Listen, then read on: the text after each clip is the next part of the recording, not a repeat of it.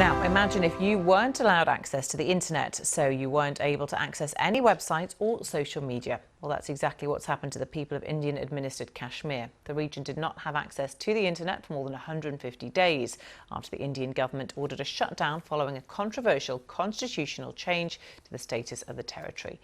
An Indian Supreme Court ruling has led to a partial restoration this weekend, ending the longest outage in any democracy. But the slower 2G connection only allows access to around 300 government-approved sites, and there's still no social media. When I switched my phone on, I was excited to access internet services after so long. But I could only access the website of the Jammu and Kashmir University and a bit of cricket news. That's it. It was quite slow. I'm a student and I need to apply to universities for scholarships, which I could easily do at home. But because of no internet, I haven't been able to do much. It takes about an hour or two for any web page to open, so it hasn't helped.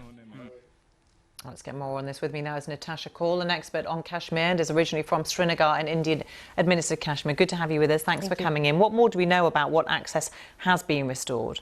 So from everything that we know, the access that has been restored is partial, it's restricted, and so it's only 2G, which is not very functional for a whole lot of things. It's limited in the sense that, as your report just pointed out, a lot of news websites are not allowed from what one hears, including Reuters, AP, and Indian Express and others. Social media is not allowed. So essentially, the problem with all of this, of course, is also that it's arbitrary. I mean, we don't really know for what reason the websites that are not being allowed are not being allowed, and why this something that should be people's fundamental right to be able to access the internet and to be able to communicate is being given to them as if it's a favor that's being done after 150 plus days. Okay, and how restrictive has the lack of internet access been to the people who live there for all these months? Well, there has been extensive documentation of that. In fact, in my congressional testimony in October last year, I pointed out the multi-dimensional damage that this has done to the people there in terms of businesses, medical access, educational institutions, students who are studying through distance education, people just being able to contact their relatives. So the hardship to people in living in present-day society, it's been unimaginably harsh on them.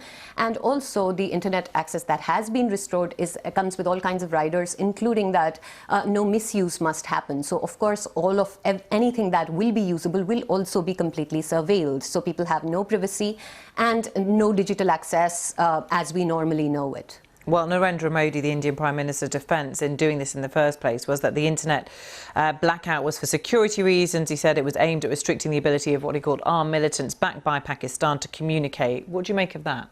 Well, I think that the speciousness of that rhetoric has become quite clear, because the very idea that this was being done for the development and security of Kashmir, well, certainly not for the development of Kashmiris or for their security.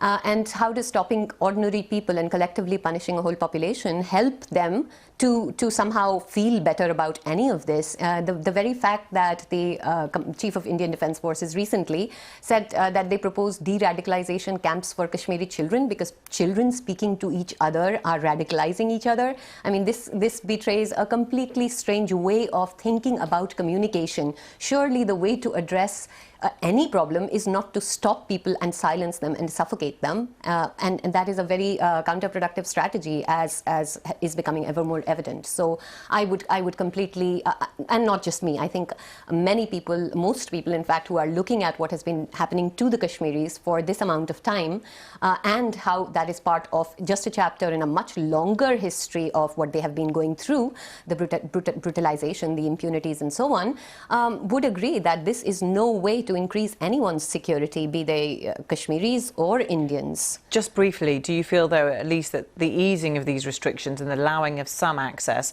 will ease tensions, will improve relations?